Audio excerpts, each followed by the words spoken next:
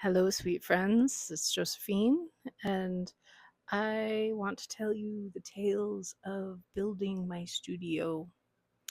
It was many years ago now, 18 to be exact, I believe, maybe a little longer. My child was just a little baby when I started building this. And she was so cute, and it made it so that I took a long time because I had to get childcare when I was building. Um, so it's a straw bale hexagon cob infill. So there's at the corners there is cob and this window that is made out of fancy water bottles and baby food jars. These are baby food jars here, and a nice centerpiece. That was the most expensive part of the window. It was, I believe, $10 or something like that from Originate. Um, and so the building is straw bale and cob infill. So this is a cob bottle window. Cob bottle window. I realize I'm gesturing with my microphone, so that might be making things difficult. But yeah, so you can see the little truth window here to show that it is made out of straw bale. And um, the design came from a obsession with hexagons that I went through at the time.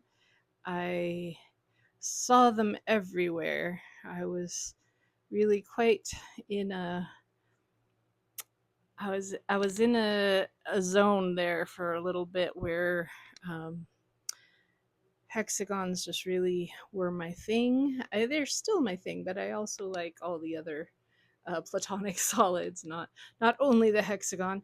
Um, but yeah, I built the studio in 2007, I believe, because I should probably look that up and be more precise. But I know my daughter was super little at the time. She learned to crawl and walk as I was working on the studio. Um, she used to crawl right up the ladder, which was just terrifying, really. Um, and yeah, it was challenging for sure to build while build well momming, but I found some really some hacks on how to build while being a mom. And one of them was that I would, for the mud plaster. So these walls are all it, that's the window. The walls are mud plaster with a finish coat of a clay a clay plaster that is more light. But the first layers were all the just dirt brown, just that my favorite, the dirt brown. So and there's Aiko. Hi Aiko. You're telling people about it. so so yeah, I would fill the wheelbarrow with water and the mud mixture at night before I would go to bed. And then in the morning, um, I would apply at least one wheelbarrow. And I just did that over and over. Sometimes it took a long time as far as that goes. It was a practice in consistency and continuing to show up.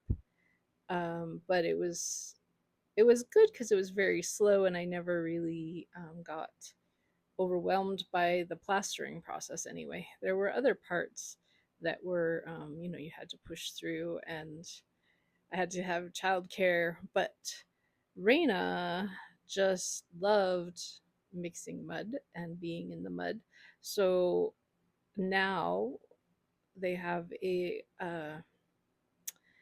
an obsession with the smell of mud and will often get mud things wet just to smell it. So that's an advantage of working with natural materials is you're, you know, well, one that you can work with your children, and two, they can become obsessed with the smell of damp earth. Um, so the design process of the studio involved a lot of obsessive drawing of hexagons. I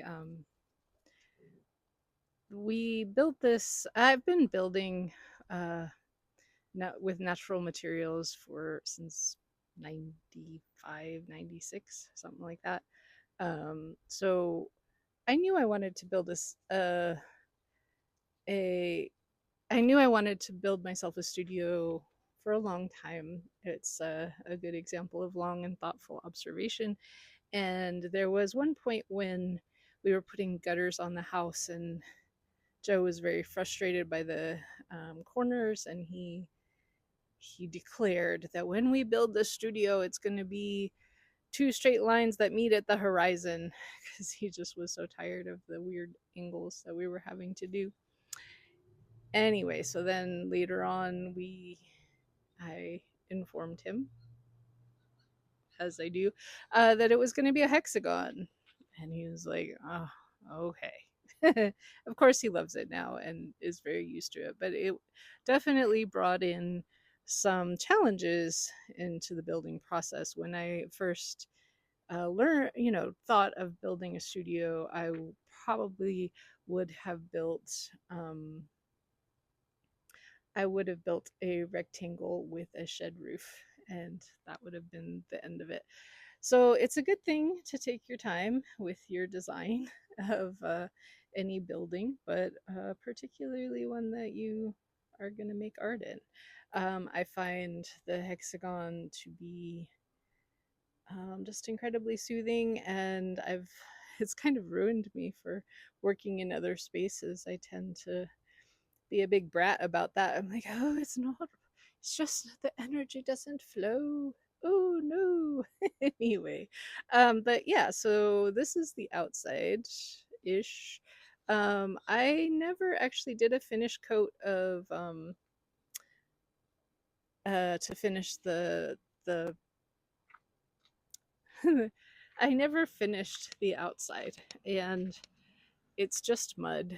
But 18 years later, you can see it's still got mud on it, and still doing okay. The thing is I really like the raw earth look, and I'm happy to replaster whenever that needs to happen. So I've replastered parts of it, but not ever the whole thing. And anyway, I can stand here and say that it is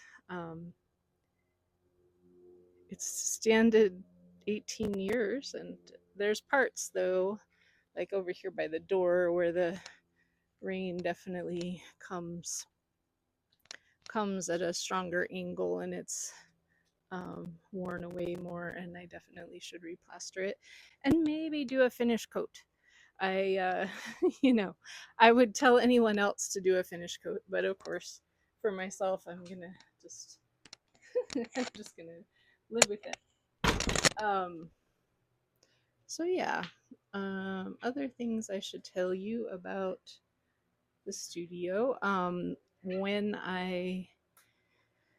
When I first started, um, I set intentions on the winter solstice, and that I would build the studio that year, and I installed lots of energetic architecture within the design, and I set intent that this space would be for the healing of the earth and her people, be a place of healing and creation. And I wrote that down a bunch of times and wrapped it and put it in the corners. And there's crystal in the floor and a crystal in the ceiling. All up there.